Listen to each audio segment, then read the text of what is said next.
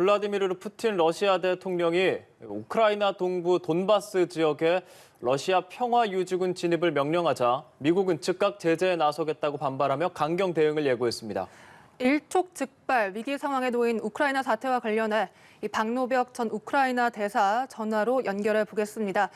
대사관님 나와 계십니까? 네, 안녕하세요. 네, 우크라이나 내 전운이 한층 고조됐습니다.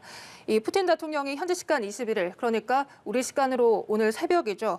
이 우크라이나 동부 돈바스 지역에 군대를 진입시키라는 명령을 내렸습니다. 이런 명령의 배경 뭐라고 분석하십니까? 네, 일단은 그동안 러시아 측이 안전 보장에 대한 요구를 나토 가입을 이제 우크라이나가 하지 않도록 하는 걸 포함해서 여러 가지 요구를 했지 않습니까? 네. 그리고 또 민스크 협정도 잘 이행하자 했는데 어제 그 안보 회의를 푸틴 대통령이 주재하면서 강요들한테 체크를 하더라고요. 민스크 협정이 앞으로 이행될 가능성이 있느냐 그랬더니 거기 담당하는 그 대표가 제로다 이렇게 얘기를 하면서 네. 그 민스크 협정에 의해서 동부 지역을 지금 안정화시키려는 이제 그 가능성이 굉장히 낮기 때문에 이런 조치를 취한다는 약간의 그 정당성을 일단 가지고 취하는 것 같습니다. 사실 그동안 미국이 현지 시간 16일을 침공 개시일로 정하는 등 이 연일 러시아의 우크라이나 침공 가능성을 얘기해 왔습니다. 공개적으로. 이는 러시아의 군사적 움직임을 감지했기 때문이라고 봐야 됩니까? 한 두세 가지 얘기를 해볼 수 있겠죠. 첫째는 이제 바이든 대통령이 수일 내에 벌써 이제 16일 얘기를 했지만은 그렇게 구체적으로 얘기를 하신 걸 보면은 예. 정보 자산이라든가 이런 것 통해서도 이제 군 부대의 움직임을 가지고도 분석을 했겠지만은 근본적으로 이제 푸틴 대통령 특히 러시아 측이 공개적으로 요구한 안전 보장에 대한 요구 이것이 이제 교섭으로 타결하기가 어렵다, 넌스타터다라고 이제 미측도 1차적인 평가를 내리고 이런 일련의 과정을 통해서 그 푸틴 대통령이 그 자신의 요구가 들어지지 않았을 때 어떤 행동을 취할 수 있을까라는 것들을 좀 내부적으로 분석하지 않았을까 하는 생각이 듭니다. 그래서 1차적으로 경고를 일단 하고 그다음에 애교적인 해법을 좀 찾을 수 있을 여지를 남겨뒀던 거죠. 그런 와중에 먼저 푸틴 대통령이 선수를 친 것 같습니다. 푸틴 대통령이 선수를 쳤다라는 분석. 사실 이번 파병 결정 전에 이 돈바스 지역 내 친러시아 세력이 내세운 이 공화국 두 곳의 독립을 이 푸틴 대통령이 승인한 직후에 이런 평화유지군 파병이 이루어졌습니다. 푸틴이 이 독립을 승인한 이 돈바스 지역 공화국 두 곳, 이 지역들이 어떤 곳입니까?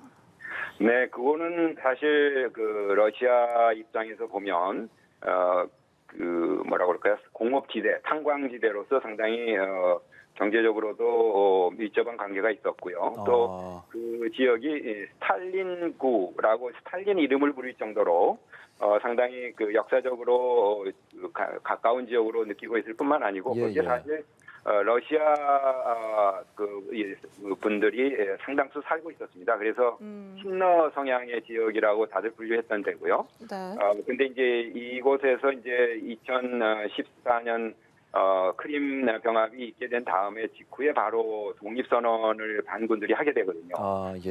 그럼으로써 이제 지금까지 오게 됐는데 그 과정에서 사실 그 민스크 그러니까 벨라루스 수도죠. 수도에 모여서 이 문제를 해결하자고 합의를 해가지고 그 이행 방안을 쭉 마련했는데 그게 잘 이행이 되지 않는 그런 상태에 있는 지역이라서 우크라이나로서는 이제 자기들의 이제 영토 주권 문제를 자꾸 얘기를 하는 그런 부분에 있어서 서로 굉장한 이제 갈등 대립이 심한 지역이 돼버렸죠. 민스크 협정이 있었음에도 불구하고 크고 작은 교전이 일어나는 그런 지역인데 맞습니다. 그렇다면 러시아의 우크라이나 침공 그 우려가 지금 현실화됐다고 볼 수 있는 걸까요? 그건 조금 그 각도에 따라서 얘기가 달라질 수 있는데 일단은 러시아 측이 이제 평화 유지라는 피스키핑이라는 목적으로 지금 군대 진입을 시킨 거 아니겠습니까? 그러니까 이제 침략은 아니다. 침략이 누가 먼저 이거를 유발했느냐라는 가지고 또 논쟁이 있을 것 같고요. 예. 서방 입장에서 보면 어쨌든 우크라이나의 영토를 넘어서 중앙 정부가 원하지 않는 군대 파병이다 하면은 이제 침략으로 규정할 텐데 이 부분은 이제 그 안보리에서 굉장한 이제 논쟁이 있겠죠. 근데 이제 사실상 이거는 이제 침략이냐 아니냐의 문제는 또 하나의 그 단계고 이걸 실질적으로 어떻게 정세를 안정시키냐느냐. 현실적인 해법을 찾아야 하지 않나 이런 생각이 드네요. 이 현실적인 해법을 찾아야 한다라고 말씀을 해주셨는데 실제 아직 외교적 불씨가 다 꺼진 건 아닙니다. 이 프랑스가 제안한 미러 정상회담, 미국은 원칙적 수용 의사를 밝힌 상태고 러시아는 구체적 계획은 없다 이렇게 선을 긋긴 했습니다만 일단 이전에 오는 24일 이 외교장관 회담은 예정이 되어 있거든요. 이 회담은 예정대로 열릴 거라 보십니까?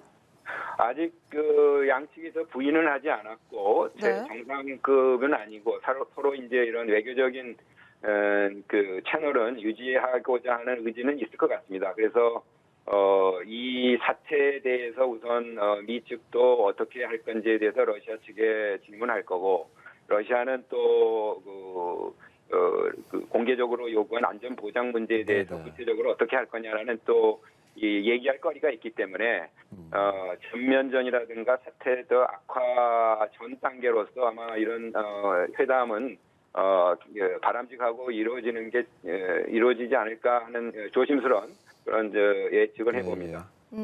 그러면 이 외교장관 회담을 넘어서 프랑스가 중재한 미러 정상회담도 열릴 거라고 보십니까? 그건 조금 더 봐야겠는데요. 왜냐하면 백악관도 원칙적으로라는 조건을 붙인 게 우크라이나 쪽으로 이제 러시아 측이 이제 군대 투입을 하지 않는다, 침공을 하지 않는다는 전제가 있었거든요. 네. 이게 첫째고 두 번째는 또 러시아의 입장이에요. 푸틴 대통령도 그거를 받아들이려면은 거기서 무슨 구체적인 성과가 나와야지 않겠습니까? 그래서 아마 독일 쪽에다든가 이게 타진을 한 것 같은데 구체적인 그런 시그널이 없는 것 같아서 여기에 대해서는 조금 적극적이지 않은 것가 보입니다.